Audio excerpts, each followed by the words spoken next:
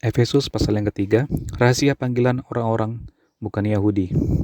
Itulah sebabnya aku ini, Paulus, orang yang dipenjarakan karena Kristus Yesus untuk kamu, orang-orang yang tidak mengenal Allah. Memang kamu telah mendengar tentang tugas penyelenggaraan kasih karunia Allah yang dipercayakan kepadaku karena kamu, yaitu bagaimana rahasianya dinyatakan kepadaku dengan wahyu, seperti yang telah kutulis di atas dengan singkat. Apabila kamu membacanya, kamu dapat mengetahui daripadanya pengertianku akan rahasia Kristus, yang pada zaman angkatan-angkatan dahulu tidak diberitakan kepada anak-anak manusia, tapi yang sekarang dinyatakan di dalam roh kepada rasul-rasul dan nabi-nabinya yang kudus, yaitu bahwa orang-orang bukan Yahudi karena berita Injil turut menjadi ahli-ahli waris dan anggota-anggota tubuh dan peserta dalam janji yang diberikan dalam Kristus Yesus. Dari Injil itu aku telah menjadi pelayannya menurut pemberian kasih karunia Allah yang dianugerahkan kepadaku sesuai dengan pengerjaan kuasanya.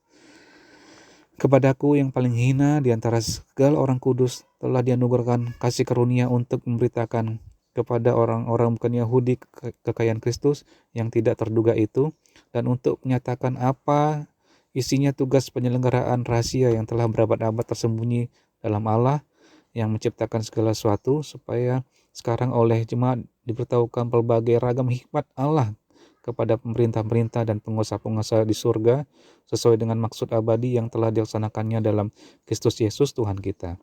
Di dalam Dia kita beroleh keberanian dan jalan masuk kepada Allah dengan penuh kepercayaan oleh iman kita kepadanya. Sebab itu aku minta kepadamu supaya kamu jangan tawar hati melihat kesesakanku karena kesesakanku itu adalah kemuliaanmu. Ayat ke-14, doa Paulus. Itulah sebabnya aku bersujud kepada Bapa yang daripadanya semua turunan yang di dalam surga dan di atas bumi menerima namanya. Aku berdoa supaya Ia menurut kekayaan kemuliaannya menguatkan dan meneguhkan kamu oleh rohnya di dalam batinmu, sehingga oleh imanmu Kristus diam di dalam hatimu dan kamu berakar serta berdasar di dalam kasih. Aku berdoa supaya kamu bersama-sama dengan segala orang kudus dapat memahami betapa lebarnya dan panjangnya dan tingginya dan dalamnya kasih Kristus, dan dapat mengenal kasih itu sekalipun ia melampaui segala pengetahuan. Aku berdoa supaya kamu dipenuhi di dalam seluruh kepenuhan Allah. Bagi Dialah yang dapat melakukan jauh lebih banyak daripada yang kita doakan atau pikirkan, seperti yang ternyata dari kuasa yang bekerja dalam kita. Dan bagi Dialah kemuliaan di dalam jemaat dan di dalam Kristus Yesus turun-temurun sampai selama-lamanya. Amin. Efesus pasal yang keempat, kesatuan jemaat dan karunia yang berbeda-beda. Sebab itu aku menasihatkan kamu, aku, orang yang dipenjarakan karena Tuhan, supaya hidupmu sebagai orang-orang yang telah dipanggil berpadanan dengan panggilan itu. Hendaklah kamu selalu rendah hati, lemah lembut, dan sabar. Tunjukkanlah kasihmu dalam hal saling membantu. Dan berusahalah memelihara kesatuan roh oleh ikatan damai sejahtera. Satu tubuh dan satu roh, sebagaimana kamu telah dipanggil kepada satu pengharapan yang terkandung dalam panggilanmu, satu Tuhan, satu iman, satu baptisan, satu Allah dan Bapa dari semua, Allah yang di atas semua dan oleh semua dan di dalam semua. Tetapi kepada kita masing-masing telah dianugerahkan kasih karunia menurut ukuran pemberian Kristus. Itulah sebabnya kata Nats, tatkala ia naik ke tempat tinggi, ia membawa tawanan-tawanan, ia memberikan pemberian-pemberian kepada manusia. Bukankah ia telah naik berarti bahwa ia juga telah turun ke bagian bumi yang paling bawah?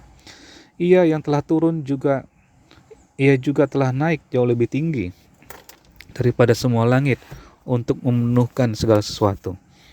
Dan ialah yang memberikan baik rasul-rasul maupun nabi-nabi, baik pemberita-pemberita Injil maupun gembala-gembala dan pengajar-pengajar, untuk memperlengkapi orang-orang kudus bagi pekerjaan pelayanan, bagi pembangunan tubuh Kristus, sampai kita semua telah mencapai kesatuan iman dan pengetahuan yang benar tentang anak Allah, kedewasaan penuh dan tingkat pertumbuhan yang sesuai dengan kepenuhan Kristus, sehingga kita bukan lagi anak-anak yang diombang-ambingkan oleh rupa-rupa angin pengajaran, oleh permainan palsu manusia dalam kelicikan mereka yang menyesatkan, tetapi dengan teguh berpegang kepada kebenaran di dalam kasih kita bertumbuh di dalam segala hal ke arah Dia, Kristus yang adalah kepala.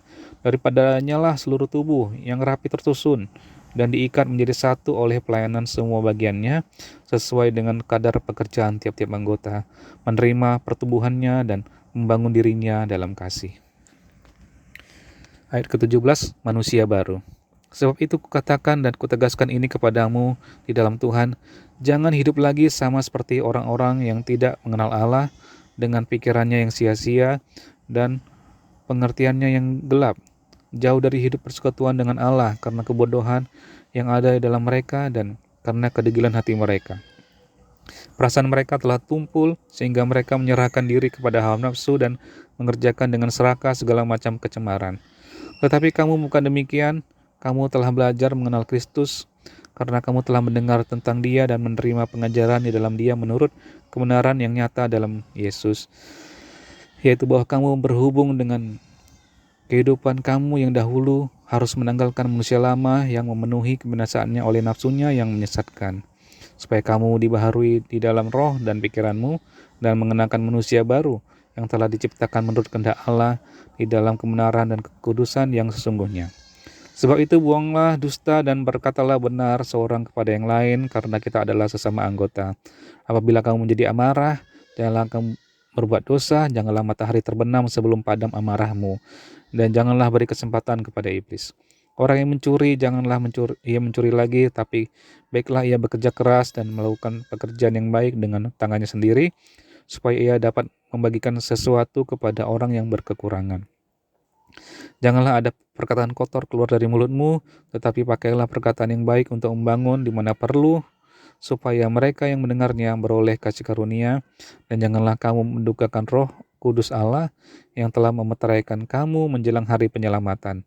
Segala kepahitan, kegeraman, kemarahan, pertikaian, dan fitnah hendaklah dibuang dari antara kamu, demikian pula segala kejahatan. Tetapi hendaklah kamu ramah seorang terhadap yang lain, penuh kasih mesra dan saling mengampuni, sebagaimana Allah di dalam Kristus telah mengampuni kamu.